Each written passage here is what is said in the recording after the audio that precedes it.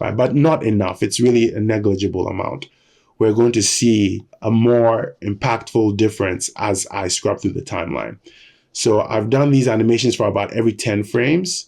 So let me scrub for the first 10 frames to show you what I have. I'm going to grab all the controls that have been keyed. So as I slide to keyframe 10, the arms raise up. Now, initially, this is just a simple 2 degrees of rotation. It's just a shoulder rotating. So you're not seeing too much of anything. There's somewhat of a slight edge that the directly applied one on this right side of the character has, but once again, it's negligible. It's not that big of a deal. Both of them are holding their own pretty well with this initial movement. Now, when I continue to scrub to frame 20, now you see just a slight bit more edge that the directly applied one has. You can see there's just a little bit more lumpiness here. Not that any of this deformation is wanted. I'm just trying to show you what happens as we end up in extreme poses. So I scrub, we go higher now. So now you're starting to see a significantly larger difference in the way the sculpt deformers are affecting either side. So this is what I mean by more persistent. It's forcing its deformation onto the mesh and it won't let up. No amount of skinning, deformations are going to abate what the sculpt deformer is trying to do when it's applied directly. So now let's move another 10 frames up. And now you should be able to see a much larger difference. And this change is a very important one because this is usually when you start to see this melting of the indirectly applied one. It's when twists happen. When you twist a limb, then you start to see that the one that's coming through the intermediate blend shape starts to wane a little. It starts to not have as strong as an impact. So this is about a good time to show you how this persistence edge that the directly applied sculpt deformer has goes away when this sculpt deformer evaluates before the skin cluster. So if I was to just pick it up and middle mouse drag it underneath the skin cluster, there, now it's even being impacted worse off than the one that's coming through the blend shape. But the thing is, we have to ensure that our blend shape is underneath our skin cluster. That does not apply for our sculpt deformer. It can sit on top of the skin cluster.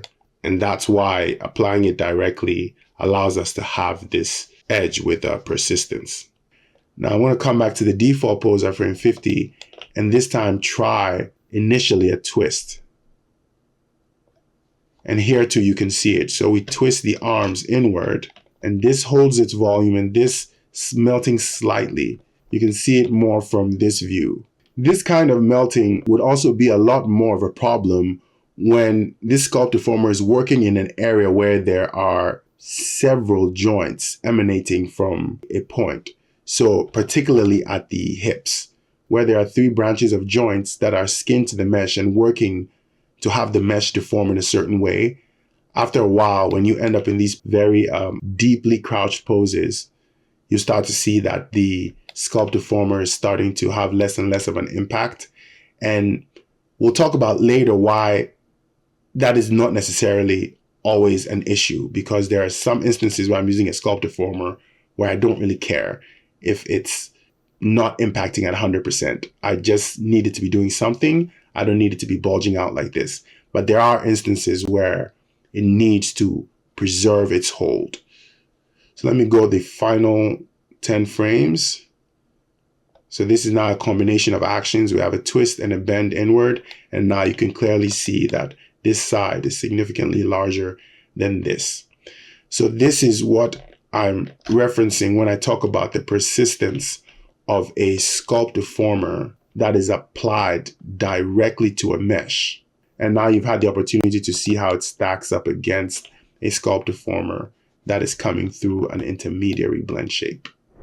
I'm now going to show you a more practical application of this. So this is the old rig of Kiryl, and she has 2 sculpt deformers. You've probably seen me showcase a lot how these sculpt deformers are being drafted for her pelvic region. And here she has bent her legs all the way forward as she's performing this breakdance move.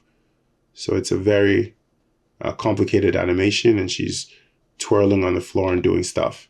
And this is actually a good place to show what happens sometimes with limbs as they begin to do more than a single degree of rotation. So here, the limb is bent, it's probably twisted, and it's also rotated in the other axis. So if I take a look at the controller, you can see that all the rotation axes are active. And things like this are common. The rig is completely melted, right? It's completely collapsed.